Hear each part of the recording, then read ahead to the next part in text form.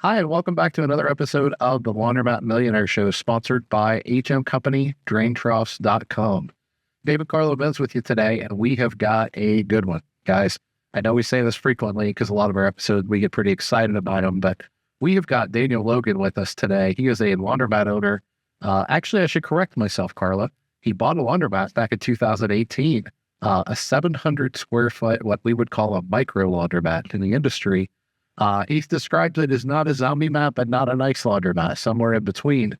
When he bought it back in 2018, he ran it for a year or so, launched pickup and delivery, and eventually closed the facility to the public. So I guess we could say it's not a laundromat today.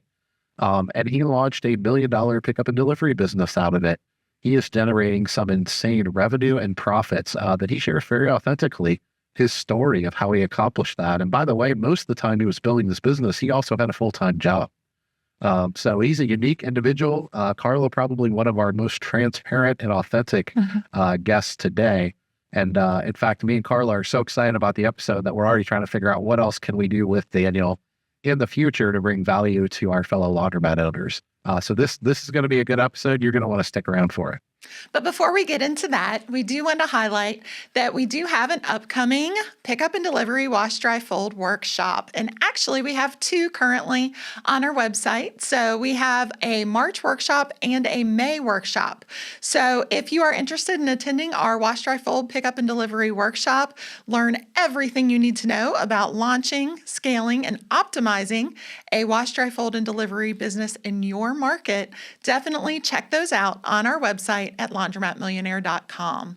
But let's get on with the show. It gave us the time to build up to where we need to go without that monkey on our back of $8,000 rent. A mistake that I've made is thinking that the software is the system. The real business is people. You got to walk through the fire. The fire was hotter than I thought it would be. It's about that journey. So Daniel, welcome to the show. Thank you for having me. Good to meet you, Carla, and good to see you again, Dave. You absolutely. I've gotten to know you pretty well through Sense and everything. So I feel like I'm just chatting with a friend again, but I guess we're recording this, so we got to be careful what we say, right? Of course. Yeah. So We'll save that for after. We'll save the other stuff. That's right.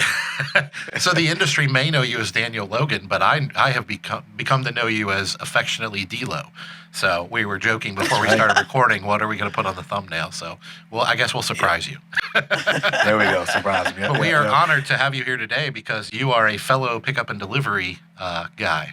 And you've been doing this for 2018, is that right? That's right. Yep. So we bought the business in 2018 as a coin op and kind of started pickup and delivery in about 2019. 2019. Okay. So tell me a little bit about that journey. Actually, let me stop. Tell me about the journey before. What made you get in the laundromat industry? I don't ask this question enough of people. Yeah. The running joke, as you know, in our industry is, I grew up as a little kid always dreaming of owning a laundromat, which is no one on planet Earth. Right. But what made you get into the business? Because I know you had a full-time job at the time, I think.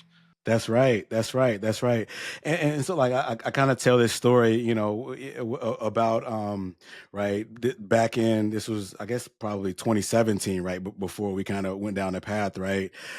Two little ones, 1 and 3, the scramble to kind of get the kids all ready and out of the door, right? Every day. I would drive, an hour and a half to drop my wife off at work, then another 30 minutes to drop the kids off at daycare, and then another 20 minutes back to the office, right? So all this hustle and bustle, and then it's time to actually work, right? And then it's work, meeting, email, right?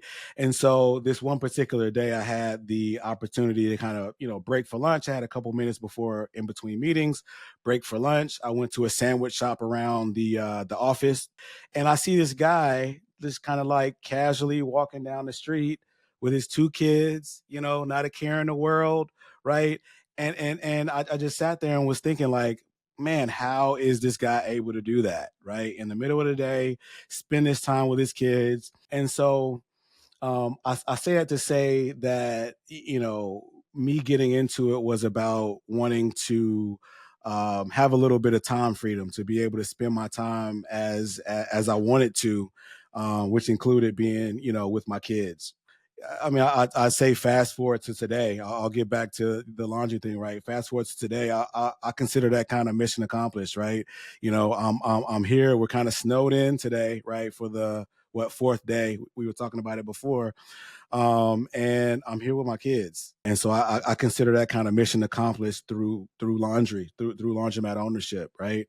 Having that spark of, hey, I want to be able to have a little bit of time freedom. A neighbor of mine mentioned the fact of like buying businesses. Like I didn't even know that was like a thing. It was just a casual conversation. And he told me about Biz Buy Sell. And so I just hopped on there and was just poking around, looking and kind of seeing, what was out there. And, came across a laundromat that was for sale, and I reached out to the broker, and then, kind of one thing led to the next, led to the next, led to the next. And here we are today, with the, thriving, wash, dry, fold, and pick up and delivery business. Well, congratulations. Well done. That is not something I want to gloss over. Because I think one of the things that when the newbies, us on the outside, which we all were there at the beginning, when we see the laundromat industry, I think one of the things that attracts most people to the industry is the term passive income, which go and collect your coins. Yeah, I don't really care for that. Right. We all know that. We beat that like a dead horse. That's not an accurate statement if you're a newbie. But the truth is, this business is very flexible. And if you get to the point where we are and where Daniel is, where you've built a substantial team and you can work more in your business versus on your business. On your business, not in your business. You got it backwards. Okay, everybody knows what I mean. E-myth, guys, e-myth. Then you get that. You get that. I don't know if passivity is the right word, but you get that freedom, right? Freedom. Exactly. I always say, like, one of my mentors joked with me. His dad started their equipment distributorship, back in the 50s, and when his son Steve got into the business, his dad used to always joke with him. The beauty of being a business owner is you get to pick which 24 hours of the day you want to work. But you're also, you get to pick which 24 hours of the day you want to be on vacation. So his analogy was you're never on, but you're also never off, right? And so that's right. You can get up in the morning. If you built the right business, you can get up in the morning, take the kids to the park, take the kids to school, take them to get donuts, whatever you want to do. But you also have to understand that at any point, there may be something that comes up where there ain't nobody else to call but you. You are the end of the line. So you have to be okay with that too. Improve your customer loyalty by providing digital entertainment at your laundromat. Magazine Jukebox is a digital entertainment hub offering magazines, games, and trivia to customers on their own personal mobile devices. No download required. The platform can be accessed via QR code, SMS, email, and/or app integration, and it's free for your customers. Magazine Jukebox keeps your visitors entertained, engaged, and happy while they're waiting for their laundry, creating a more positive experience at your laundromat. The platform also offers internal advertising banners, helping you with customer retention and ROI. Sign up for Magazine Jukebox on our website at laundromatmillionaire.com/services. So I'm tempted to get ahead of myself, but I don't want to gloss over 6 years of hard work. So I'm gonna drag you back to the day you bought the laundromat, and I think it was a laundromat when you bought it. That's right. So tell us what you bought, and share as much or as little as you want to. If you want to share price and size and whatever, equipment mix. Gotcha. If it was a zombie mat or if it was a flourishing store, big or small. I'm assuming you didn't have delivery back then. Kind of paint a picture for us of what you bought and what your life was like at that time. Because do I understand correctly? You did have a full-time job too? That's right. Okay. Yep. Well, and I Full-time. think to kind of frame this, I think a lot of newbies that get into the industry, they do looking for the same thing as you did, the freedom, the lifestyle. And it doesn't start off all roses. Not at all. So Not at all. Not at all. beginning. We have been through the gauntlet. And I know you are a very authentic, transparent person. So I'd love for you to lay it out there. We're not trying to scare anybody, but we're also trying to overcome these, garbage videos that we see online and stuff. That's right. Yeah. We've been through the gauntlet. My wife will tell you just like, right. It was like there was a dip, right? So it was like, I'm doing this to spend more time with the kids, right? To spend more time with my family, right? But in doing that, it took spending less time with them for a period to learn the business, right? When we first bought it, I didn't know what I was doing. Right. There's no manual or anything like that. Right. I mean, I told you, Dave, over email before, like, I remember those days of like the forums or whatever, and how you were kind of one of the instrumental folks there. Right. But beyond that, like, I didn't have anything. I didn't know what I was doing. I made sure that I did every job that there was, right? Right. I would be an attendant and sitting there and clearing coin jams and all that, right? I did that. You know, when we stood up, wash, dry, and fold, I was there washing and drying and folding. I would leave work, right? You know, dressed accordingly, right? Leave work, take my tie off maybe, right? And go in there and roll my sleeves up, throw some gloves on, and wash, dry, fold. You know, essentially like my colleagues' laundry.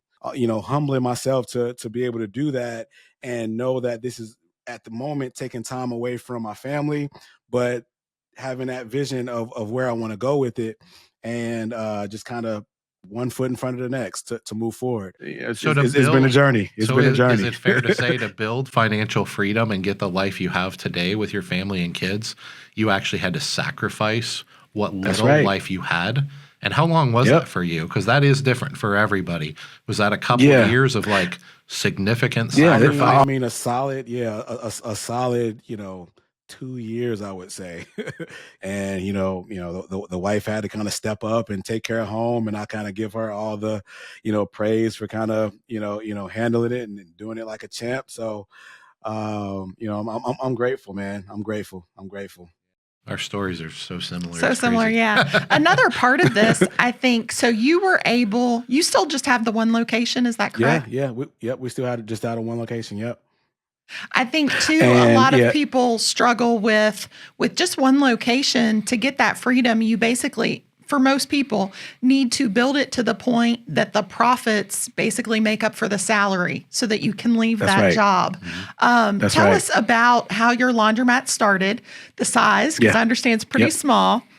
How are you able to get one small coin laundry to the point that it was enough to buy your freedom? Because that's basically what you had to do. Yep. Yeah. So yeah, I'll go back to there where the laundromat that we bought, it was about 700 square foot laundromat in Arlington, Virginia, just outside of DC. We're kind of like a stone's throw from the Pentagon. It had, I want to say, 15 washers and 8 double stack dryers, right? So 16 dryer pockets, 15 washers, right? And that was it. 2 folding tables, and actually part of part of the 700 square foot that we had, the previous owner was actually subleasing a part of that to a like a hair salon. Right. Like one chair or Right. something? Exactly. Right. So it was even less than 700 square foot back when we started. Well, you don't have to give the Um, number, but I do. I've coached some people in that area, and your rent's really high, right? Yeah. Our rent is, at this point, it's about 3,500. 3,500. Like that's probably $50 or so a square foot. I don't remember the number off the top of my head, but it's pretty high. Yeah, that's up there Yeah. with like Miami, Florida, which is crazy Yeah. high, and New York and Yep. stuff. So we were able, like, I guess one good thing about the sublease, right? While it took away square footage, like, at that time, like, they were paying like actually more than half of the rent. I say that was one of the things that, obviously, like, hindsight, that gave us the time to kind of build what we built. Right, not knowing that, day one we had to, all right, we knew that we could cover the bills and everything, but not having that pressure to, or at least relieving it that little bit. Yeah, So did you do, when you bought the laundromat, what was the condition of it? Was it in really bad shape? Was it actually beautiful, just wasn't very big, or? Yeah. So what I would say was, like, it wasn't quite zombie mat. It wasn't that, right? It had maybe, I want to say, 18-ish year old equipment, but it was in good shape, So I would say that was another one of the keys to our situation, was like, we didn't have to come in and like retool immediately, right? Again, the fact that the equipment was serviceable, that bought us some more time, right? So right, like right now, like we've over the years, kind of like piece by piece, kind of replaced everything, and so now we're, the oldest equipment is maybe 3 years. But starting out having a laundromat with serviceable equipment was a plus for us. So yeah, I wouldn't call it a zombie mat. It was a nice little kind of cozy, lack of a better word, laundromat, and right, not like the big, 3,500, 4,000 square foot hustle and bustle, all that kind of good stuff. It was kind of cozier, right? And they can, certain customers can go and get their, hair done while they waited to do their laundry, right? So it was kind of like that feel. I wouldn't call it, like I said, wouldn't call it quite a zombie mat, but older equipment, but serviceable, like decent. Yeah. So was it coin versus card? Did it do Coin, any all drop off? coin. All coin? Any drop off? Yep. Or was there even All- a drop off counter?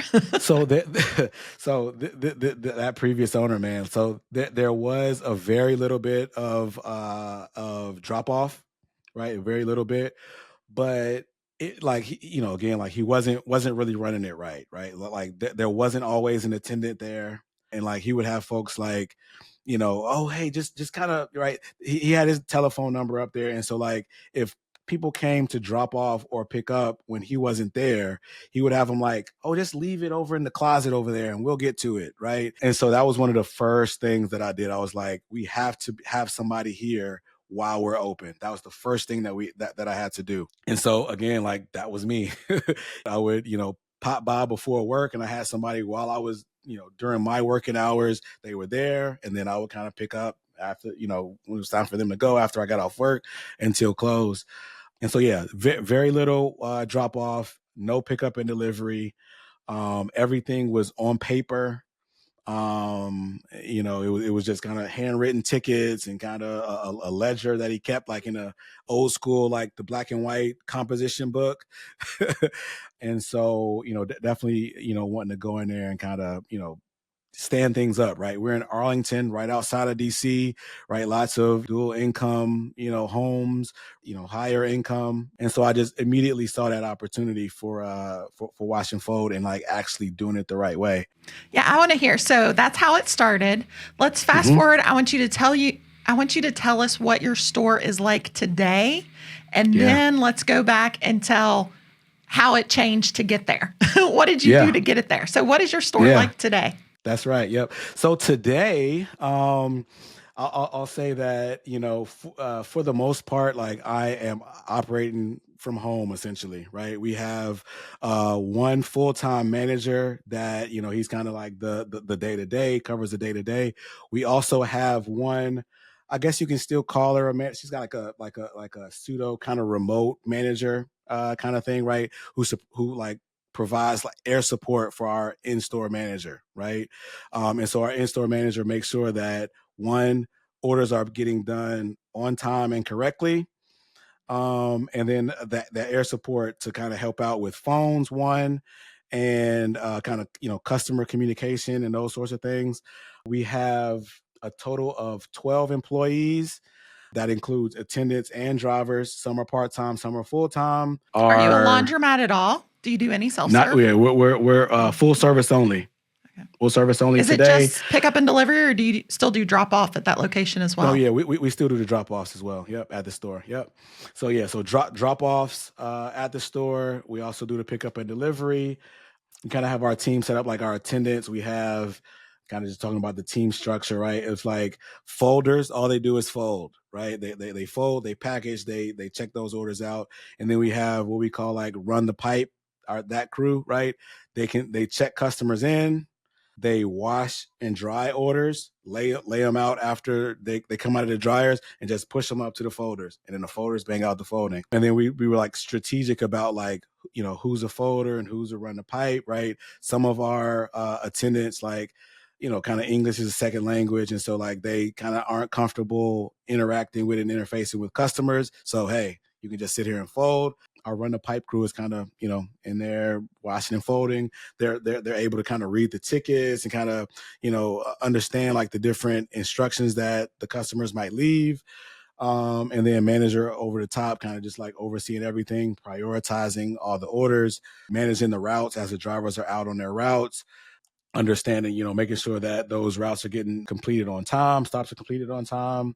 So yeah, and then, every Friday we kind of have our manager sync, where it's the three of us, our air support, our in-store manager, and myself, and we just kind of go over everything that happened that particular week, and then look ahead to the next week. So that's kind of, today, that's kind of where we are. Whether you already have a laundromat or are looking to get into the laundry industry, everyone needs proper drainage. We use HM Company drain troughs. Their drain troughs were first created in 1991, and they have been the leading drain trough manufacturer ever since. They're made in the USA, and their drain troughs are fully customizable to meet your needs. That's why we've used them ever since entering the industry. They're easy to clean for our staff and plenty sturdy when we need to walk on them when servicing our washers. With the ability to span up to 25 feet, our troughs rarely need to be connected together, creating an easy installation. Want to slope your trough like we do? No problem. Just let the experts at HM Company know. For more information, go to their website at draintroughs.com. That is draintroughs.com. HM Company Drain Troughs. They've been leading the industry since 1991. Check them out today. I want to hear about how you got there, but before I gotta pause because I feel like there's an elephant in the room here for everybody else who's out there who has done a lot of drop off, a lot of pickup and delivery, not out of a 700 square foot facility. Where do you put all the laundry? On the Where roof. do you store it? It's on the roof. I know. That's right. That is our that is the one thing. Like if I can add a magic wand, it would be, where the heck do we put all this stuff, right? So well, I think there's a big misconception out there that you can't do what you're doing out of a 700. I've had people tell me you can't do it out of 1,500, and I've coached people through the process, and they didn't stay there forever, by the way. I'm guessing you have some kind of expansion plans, but it is possible. Yeah, it absolutely is possible. And what I'd say too is that for what we're doing, it's almost the perfect, I won't say perfect size, right? But with the price per square foot in our area, the fact that we're small allows us to be right. It allows you to be profitable. Right? Exactly. It gave us the time to build up to where we need to go without that monkey on our back of, $8,000 rent, So I kind of look at that as a gift in disguise, as some of the other things, right? We did, I'll say the salon, we did have to end up taking that space back. Of course, and that is mostly storage. How much storage do you have out of the 700 square feet? I mean, we have about the I guess like 8 or 9 foot racks. They go up to the ceiling. We have 2 of those guys. They're right there about, I guess you would call 18 linear width feet, whatever, right? 2 of those, and then 1 other smaller one. Usually in the summer, we'll actually like preload the vans beforehand, right? So we can even utilize the van for storage as well for those orders that we know are going out for pickup and delivery. With pickup and delivery is kind of, I would say, 75% of the volume that we do. So that's helpful as well. I know many people that have, sorry, Carla. I know many people that have operated and scaled a pickup and delivery business out of a small facility. Every one of them learned very quickly that the quicker they can turn around the laundry, meaning get it in, get it over, get it done, and get it back to the customer, meaning get it out of their facility, the more that benefited them. What's your turnaround time?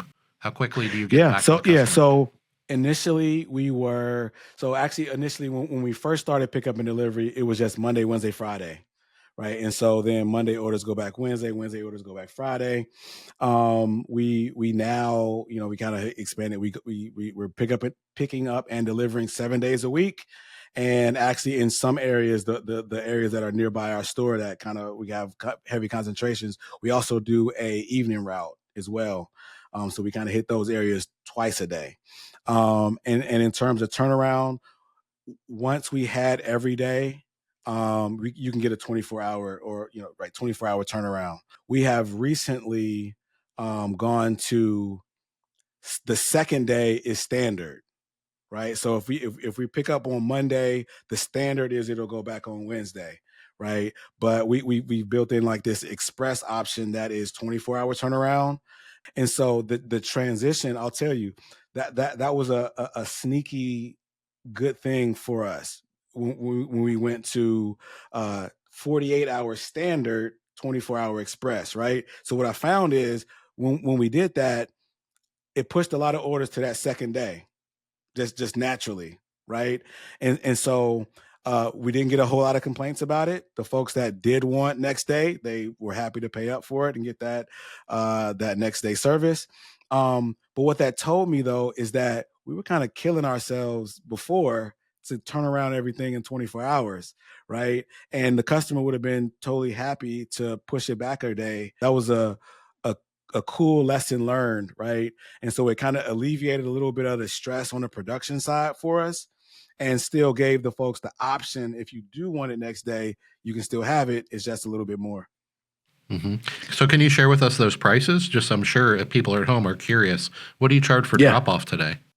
Yep. So drop-off, we're at $215 per pound, $215 per pound, for which is same again, 2-day turnaround. Express is $250 in store. For pickup and delivery is $250 per pound. And I think it ends up being like $3 a pound if you want next day. Okay. Nice. Gotcha. Well, those are great prices, and I'm sure you need those in the market that you're in, paying $50 a square foot. Especially if you're going to expand. There's also a big I know you know some of these things, but there's also a big misnomer out there that you can't get $3 and I mean, like I'm ready to expand. You know, I just want to, again, like I want to be smart about it. I want to utilize the resources that we have today to the fullest potential, right? Like we operate during the week, right? 8 a.m. to 8 p.m. That's just 12 hours. There's still 12 more hours in a day that we could essentially double our production if we have the volume to do it, right? We do still work on the weekends, you know, for 8-hour shifts. But again, I'm just wanting to max out our efficiency with what we have. You know, that's kind of always been my mantra, right? Like let's utilize what we have to the best of its ability. And when we're kind of bursting at the seams and there's no other option, then look at the next store. Would you like to make more money from your laundromat? Would you like those machines you're paying for to have more turns per day? Do you offer wash, dry, fold services or pickup and delivery laundry services? If not, would you like to? Whether you do or not, we have an amazing opportunity for you in Cincinnati, Ohio. Yeah, you've probably heard about it, guys, but it's our wash, dry, fold, pickup and delivery workshop. And to answer your first question, yes, it is for drop-off laundry, wash, dry, fold, and pickup and delivery. So if you're doing any of those things, this workshop is going to help you tremendously. But the truth is, we were pretty so-so laundromat owners and so-so successful until we launched drop-off laundry and pickup and delivery. And being able to what I call optimize your laundromat to generate more profit and more revenue out of the existing facility, that's the key to taking your life from good to great, financially speaking, with laundromats. And that's what made us Laundromat Millionaires. You don't have to just listen to us. Listen to what some of our past attendees have to say about our Wash, Dry, Fold, Pickup and Delivery workshop in Cincinnati, Ohio. It was the best workshop I've attended in over 25 years. And what you guys have put together is nothing short of phenomenal. I think that you guys have put together both strategic and tactical systems that will make an individual who wants to own the laundromat profitable within months, not years. Was the workshop worth the investment? Without a doubt, it was definitely worth the investment. So not only did we have two very packed days with Dave and Carla and their team, both in the classroom and touring the facilities, but we also came away with this extensive 100-page handbook. And then after the workshop was completed, I received a bunch of electronic performers and templates that we've been able to use since the workshop. Every day since the workshop, I found myself referring back to either those electronic tools or the handbook that we received. So, was it worth the investment? Absolutely, absolutely, absolutely. I cannot say that enough. This was such a blessing, and I am so very grateful that Dave and Carla put this together and are sharing their knowledge and experience with others to have this to grow their business and to become more successful. Thank you, guys. So are you interested? Go to laundromatmillionaire.com to learn more and see where you can register. Mm-hmm.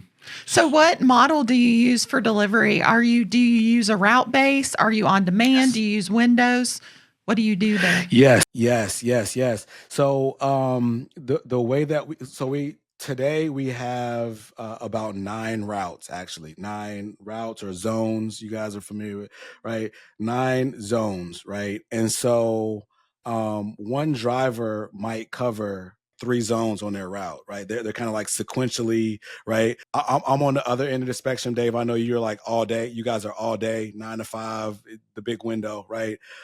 I have tried to give small windows, right? Like I just, we can talk, debate about it offline about which is better, right? But just for my customer base, I feel like they want the 1 hour window, and we've been able to do it and kind of scale with it. So we're keeping it rolling, right? So right, for instance, we have what's called our South route, which is actually 3 routes. It is South Arlington, it's Alexandria, and Annandale, Virginia. And so we know that driver is going to start in, this would be better if I had a map and I can kind of map it out for you guys, but he's going to start in South Arlington. He's got stops that are in South Arlington, then between 8 and 9. And then between 9 and 11, he's in Alexandria, which is that Alexandria route. From 11 to 12, he'll pop over to Annandale.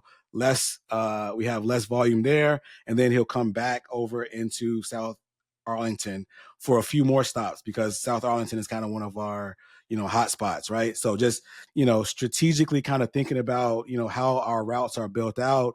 We've been able to kind of, strategically break it out and still have like the efficiency, just understanding how he's going to run that route. And again, like going back, it's kind of going back, like I was our first driver. And so I know you can make it from South Arlington to Alexandria to Annandale and back in 4 hours, that's how we do it. And it's pickups and deliveries also, like at the same time. At the same time. Okay. And so. Okay. So as a layman trying to understand what you're saying, so you basically have windows where each zone is like an hour window. So if I live in that zone and I want to schedule a pickup, then I know what hour your driver's going to be in that zone. So I can pick that hour. Correct. Okay. So one question I would have is, what if you get too many pickups where he's going to have to spend 2 hours in that zone, but you have already done, let's say there's already a window in place for zone 2. So would you send out another driver to cover zone 2 so he can stay there 2 hours? Or would the person go in there and be like, oh, that hour's full for that zone? That zone do you have like a limit set on that zone? Yes. So there's too many pickups in that zone, you've got to pick a different hour? That's right. Yep.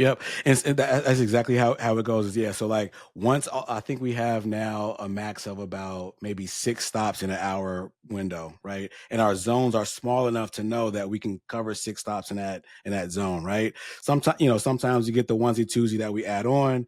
But yeah, so then once that window is full, that customer won't see that hour, right? Sometimes they call and we'll squeeze them on because, hey, you're right next door to Mary Jones down the street, right? And we'll add them and be flexible in that way. But yeah, that would then go away, right? But then that's where our monitoring kind of comes in, right? And so like my that's manager your Sky and I Patrol person, right?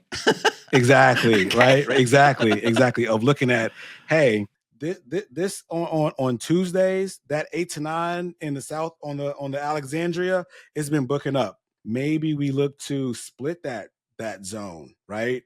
We split it in half and we say, right, 8 to 9 here, 9 to 10 here, right? So it has come with a lot of kind of trial and error, and like put it out there and get some data, and then, we need more resources in this particular hour. Let's look at splitting the route or, adding another driver, right? That's kind of been our kind of organic way of growing to 9 routes today. I'll say our safety net is my manager who's in store, right? If he sees, oh, hey, we got 10 stops here in this 8 to 9 window, hey, right, we have one of our vans is kind of almost designated for him to use or whatever, right? And he can hop in and see, oh yeah, we're actually running a little bit behind.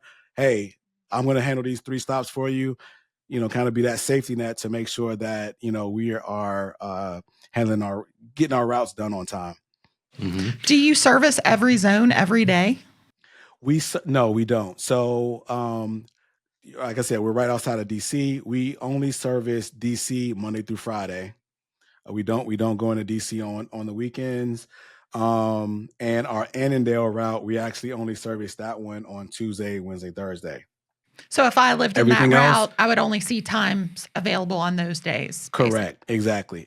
Until we build up the volume out there to then say, oh, you know what? Now we're going 5 days a week. So it's a little bit more manual, right? It's not just set it and forget it, 9 to 5, 9 to 5, unlimited stops. It's not quite as set it and forget it, but it is very intentional, and we have to be a little bit tedious to understand kind of what's going on each individual route.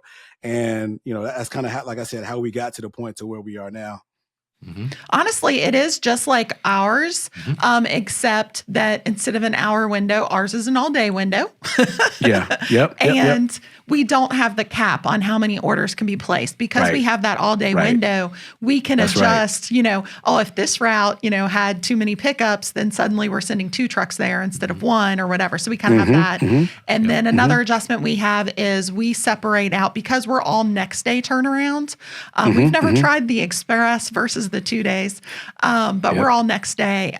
Because of that, we do all the pickups in the morning and all the drop-offs in the afternoon because it basically buys us more processing time.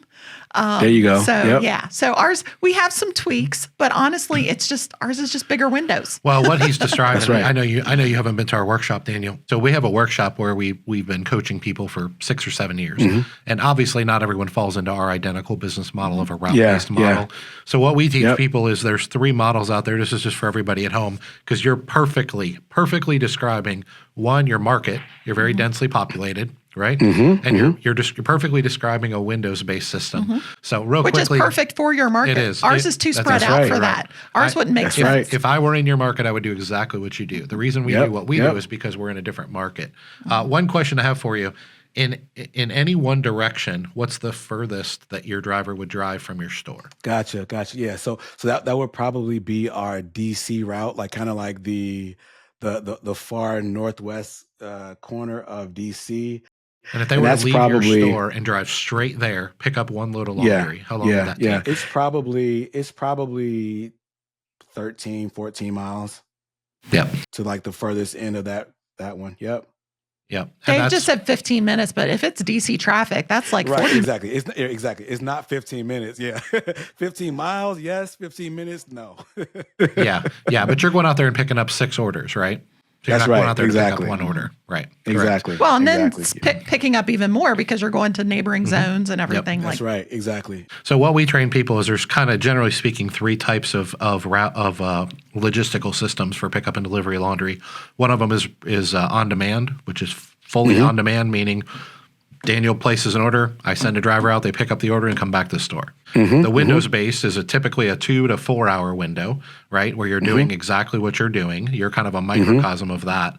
And then there's the route-based, which is kind of an all-day type of system, and that's for more suburban, which is where we are. We do go downtown Cincinnati, but we pretty much stay in the suburbs for the most part. And all 3 of those, depending on your market and your logistical tactics, allow you to be efficient. What I hear you describing is a little bit of a hybrid of a couple of those. You're kind of a hyper-focused Windows-based, but you're combining different windows into a route. And these are the things we teach in the workshop. A lot of it is based on your population density, where your store is geographically located. So there is not a one-size-fits-all. I'm not going to argue with you at all, because if I were in your market, I would do exactly what you do. I think it's very wise. And two, it comes down to how much effort you as the operator want to put into it. I'm okay digging into the data and seeing like, oh, this route is going a little bit faster than that one. And oh, we're right, monitoring it and doing it that way, right? You might have an operator who like, I just want to, set it and forget it. Not, I'll analyze, once every 3 months or so, right? Like, there's no right answer, Yeah. So before we back up and tell your story a little bit more, I think this Yep. was genius of Carla to kind of fast forward. I'm curious, how many total pounds? I'm trying to think of the people at home listening to this, To right? give them an Yeah, idea yeah, of the yeah. size of your This is a- business to be able to support yourself. Right. So we talked about your pricing. We talked about your rent and how you're a high rent area. We talked about that you have a smaller facility and how you manage that. Even some of the details of the logistical zones and things like that.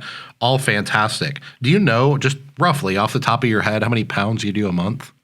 Yeah. So we're, any given month between like 35 and 40,000 pounds a month. Okay. We humming, man. You are. We're humming, And I would imagine, correct me if I'm wrong, I'd imagine there's more demand than there is supply. That's Meaning right. You can't grow fast enough. And your That's competitors right. probably can't That's grow right. fast enough, right? That's So right. The Yep. reason I want to point that out to people is because I think when we hear a 700 square foot store and we hear that you close to the public and we hear your prices of at the top $3 a pound, we would not Right. assume that you're doing 35 to 40,000 pounds, not dollars, pounds Right. of Yeah. laundry a month. So you can extrapolate Right. that out and get a rough idea of roughly the revenue that someone can generate in the right market, not in all markets, right? That's right. Washington, D.C. and That's right. Virginia is a unique animal out of a 700 square foot facility. And I think it's fascinating that you described that you're not even doing third shift processing yet, which we do. And that is a whole different ball game in a good way, by the way. I Right. mean, there is some managerial issues there for sure. It's not all peaches and roses, but at the same time, it really opens up that excess capacity. And you'd be surprised. That's right. You can sit at home and extrapolate this out. And I'm sure Daniel will be the first to tell you. I know I will be. This isn't easy, right? This is something he's been building for 7 years now. It's not That's easy right. to do, Exactly. and especially to be it's not easy to do and be unprofitable. But it Right. definitely isn't easy That's to right. do and be profitable. So I just want to show That's people who are sitting at home thinking, in the laundromat world, we tend to refer to 1,800, 2,600 square foot laundromat as small, right? And I guess relative to the world, it is, Or average. I'd say it's average in a city. Well, that's what I'm getting Yeah. at. But when you get in these more densely populated cities, I want people to understand the magnitude of how much revenue and profitability we can generate. You don't need. That's We have a right. 9,000 square foot store. You don't need a 9,000 square foot store, and it's probably not economically viable in a location like yours. But I think what you're doing and have done is really, really smart. I tell people all the time, don't get in such a hurry to go from one laundromat to 3 to 5 in 2 years or 5 years because someone on TikTok did that or somebody right. in a Facebook group did it. Look at the amount of revenue and profitability that he can generate and lifestyle. By the way, let me point that out too. Lifestyle that you can generate from a 700 square foot store. Now, may not be, right? We're not in Washington, D.C., in an area that densely populated. So you may not need to pivot accordingly how you run routes and your pricing and different things like that. But there's pros and cons. I know from just coaching hundreds of people now, I've learned so much. I started learning myself doing what we did in Cincinnati. Yeah. But you coach people in every market in the country, and you very quickly, they bring up their unique problems that I have to help figure out how to solve for them. And so I learn how to solve those problems, right? Yeah, your rent may not be $6 That's the a fun square part. foot. Your rent might be $50 a square foot, but you also can get away with $3 a pound, and you can do 35 to 40,000 pounds a month out of a 700 square foot facility and still have third shift, right? That's right. The opportunity That's is right. way bigger than people think. So I don't know if That's you have any right. thoughts on that. I'll let you. I just wanted to get that in there real quickly because I'm really big on showing people their true potential in the industry. I really think that our industry just doesn't understand that. I think a lot of people think that it's about the number of stores. Yeah. Like, oh, well, Right. to be able Right. to work on your business and not in your business, you have to have a chain of so many locations. You're doing it with one 700 square foot store. That's right. It just depends Exactly. how you utilize that space and your market. Exactly. And I've been intentionally mindful about like not just laying the dollars down to go buy another store, right? Because there's a couple ways I can go, right? I can go the multi-store route, right? I can go, buy up, laundromats, as they come on sale. They don't come up very often in our area, unfortunately. But and then I could also go the build route, go ahead and build out, either whether it's coin op or close, what have you. And so, a couple different ways, but I want to be really mindful and be very deliberate about the decision that we make in terms of, what the next steps are. Mm-hmm. So we definitely jumped into the rabbit hole of pickup and delivery, which I know is high interest out there. And that's why our workshops are popular. I love talking it. Awesome. I love it. Well, we've talked before, but I could do this all day with you. But I think a unique perspective that's different than ours, but I think people assume that I think the way we do it's the only way we do it. That you can only do it with a 9,000 square foot facility. That's just not true. So I think you're a perfect example of that. And I have coached dozens and dozens of people to do that. So good for you. But before we go, because we still have a little bit of time left, but not a ton, I do want to talk about how you did this. So you went from coin operated small store, very little drop off, to now closed facility, you're much more profitable, obviously, making great money, having this closed facility. And now you're able to work on your business, not in your business. You don't have to be in that facility anymore like you were those first 2 years. You talked about your team. What advice would you give owners out there? What do they need to do from your perspective to enable them to grow like you've grown? What do they need to do? Yeah. I would kind of start out of course, like with the whole like systems and systems and processes, right? Writing down those processes. I would say too, one thing that has helped with that is the fact that I have done all the jobs, right? So it's just a matter of getting it out of my head and onto paper. What about software? What about technology? That's right. That's right. Yeah. What I would do is kind of go back to, 2018 when we were trying to figure this thing out, right? When I had the idea that, oh, hey, this area is kind of ripe for pickup and delivery, it was like, let me go find the software. That was the only way that was going to happen is with software, right? And so, kind of doing the demos, right? All the things, right? We settled on Clean Cloud. And so, they have really been instrumental in the growth, right?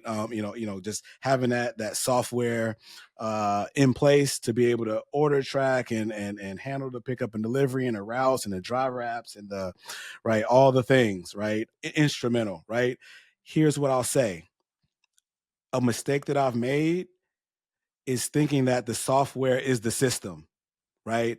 That is just, business in a box, plug this USB into your computer and type away.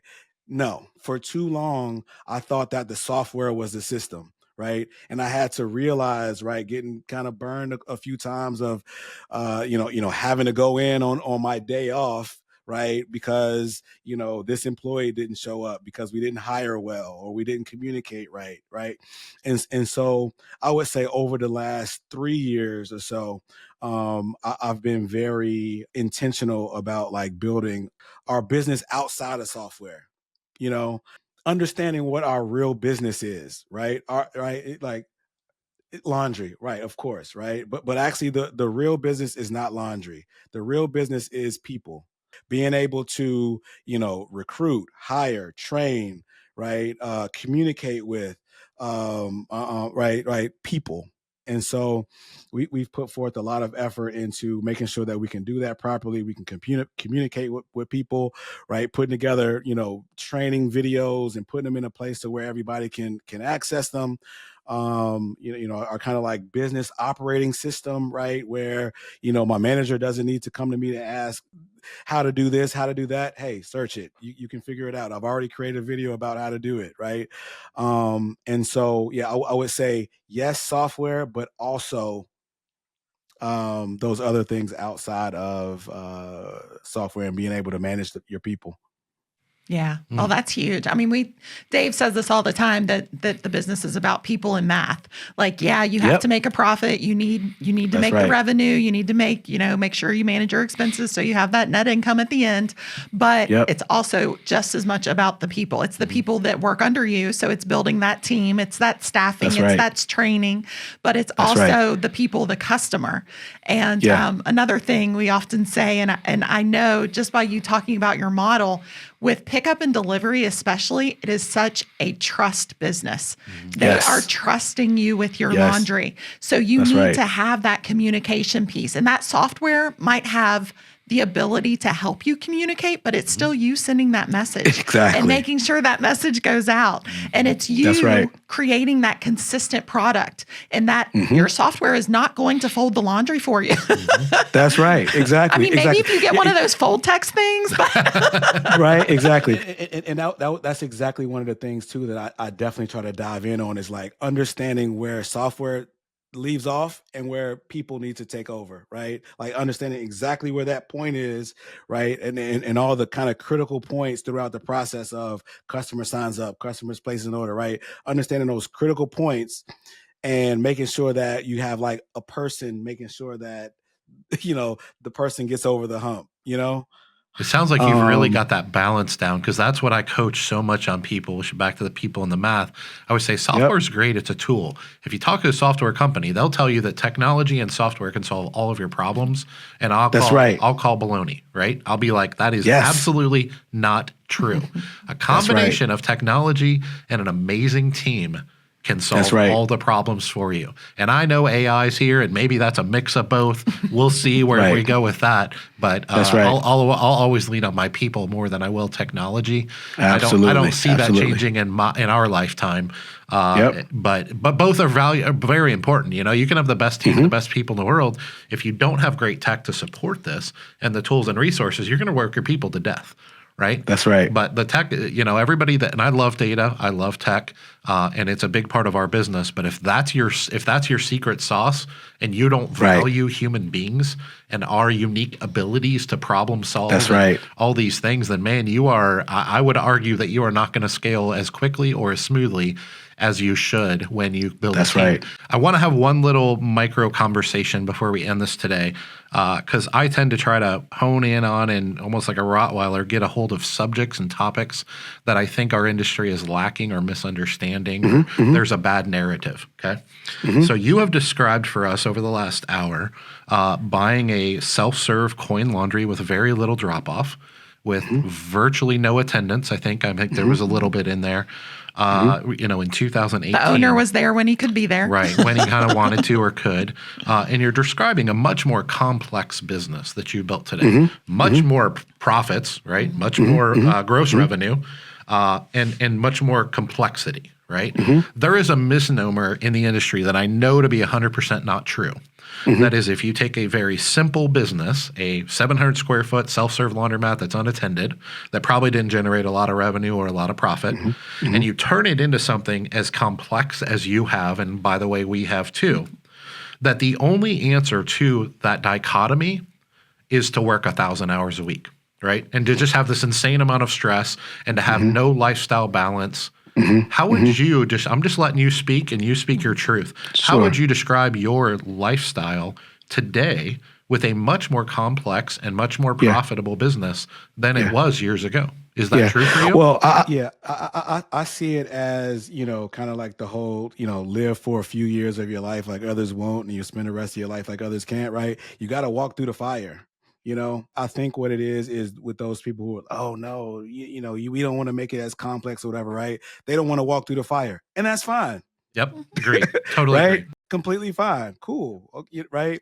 And so it's about me seeing the vision of what it could be, right? And then being willing to put in the time and effort and, time away from family and long hours and all that kind of good stuff to stand all this stuff up, to now be at the other end of it and tell the story about it. The fire was hotter than I thought it would be. Agree. Totally agree. Right. But, when I'm in it, when I was in it, I got still in it to some extent, right? All right. Of like when I was in it, it was just about, okay, move forward. What's the next biggest fire to put out, right? Next foot forward. What's the next big fire? Okay, all right. So now you kind of look back and it's like, oh well, it actually isn't too hot out here anymore, right? And so it's about that journey. When you've been through those fires, now you can put those systems and That's those right. processes in place to avoid that fire in the future. That's right. And right. that kind of ties back to what you said about you've done it all. Right. You've been in every role in your business. And That's so right. you know what that person's going through, but you also have been able to use that knowledge to build systems, processes, right. procedures, That's right. all that kind of stuff. Yeah. So what I tell coaching clients is, there is a usually I tell them a 1 to 3 year window of going through the fire, which is what you've described, and I also tell them, but there is an other side to the rainbow, and it's not a place you arrive to. By the way, this is just my opinion. It's not a place you arrive to. It's still a journey. But it becomes a journey that's really fun because the fires are a lot less. And when the fires pop up, more often than not, you already have the solution in your processes, in your systems, in your team. So the fires still pop up for Daniel and they still pop up for Dave and Carla. But when they pop up, a lot of times, I don't want to say they put themselves out, but a team member puts them out, or they watch a video, or they've dealt with this fire before. And so it's not a problem for me. It's a problem for them. But it's a very simple problem and a very simple solution. And that is, by the way, this whole episode is kind of tying a nice little bow around the E-Myth. So I'm just going to shout out, of course, I don't know the person, but if you've never read the book E-Myth, which is where the term working in your business, not on your business comes from. On your backwards business, again? Oh my gosh. Working on your business, not in your business. Did I mess it up again? No, that time you got it right. Okay. Edit this out, Carla. Oh, my goodness gracious. But anyway, you all know what I'm talking about, right? I'm leaving it in. Okay, whatever. E-Myth was transformational, though, Yes. for me. If you have not read the book E-Myth by Michael Gerber, there's a revisited version, which is a newer, updated version.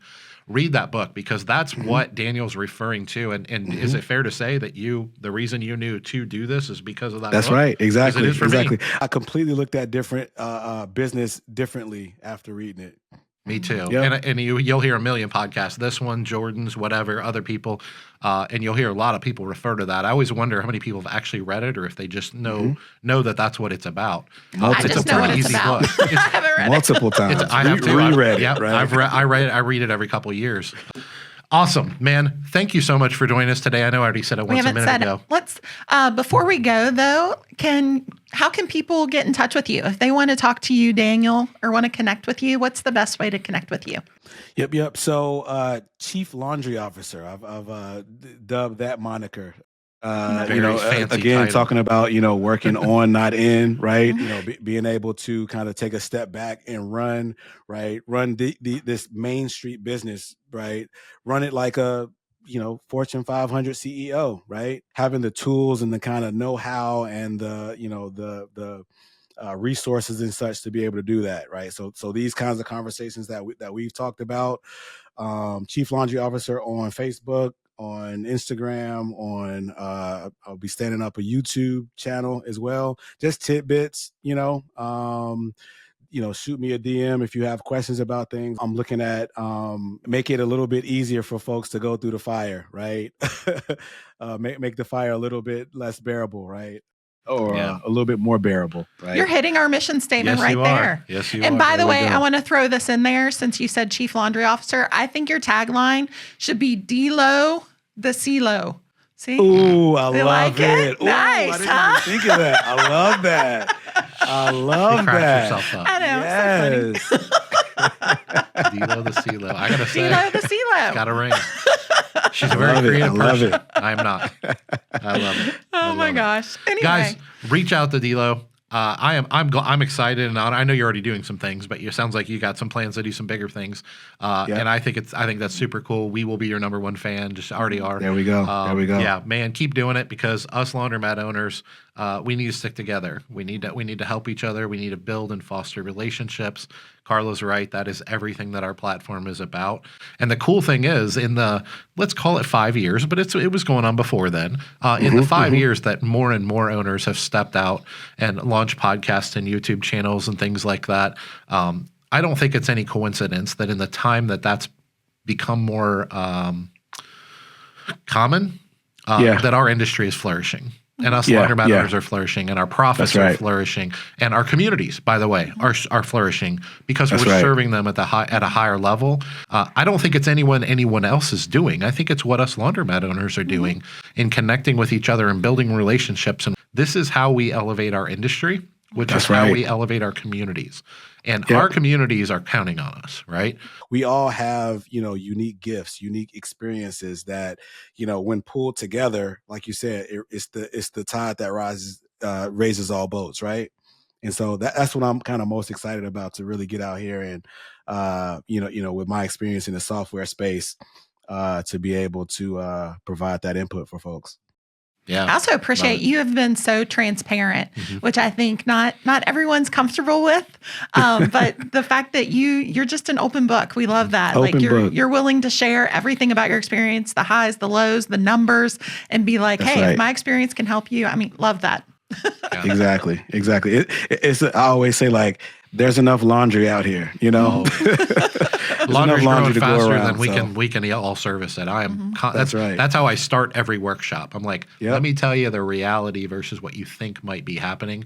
You're not competing with your competitors. You're competing with the laws of supply and demand, and they are winning. So how about we put some systems, some processes, and some people in place, analyze the data, and we go capture this. How about we meet that demand that's out there in the market? Because it's growing faster than we can grow. Us small business owners, and even the bigger ones. It's growing faster than we can. And that's a great problem to have. That's a great business to be in.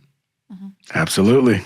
Awesome. Thank you, buddy. Appreciate you guys being here today. Yep. For everyone back home, for Dave and Carla Menz here in Cincinnati, Ohio, and our buddy D-Lo the CeeLo out in Virginia, Washington, D.C. area, we just want to thank you for being with us today. We hope you join us next time.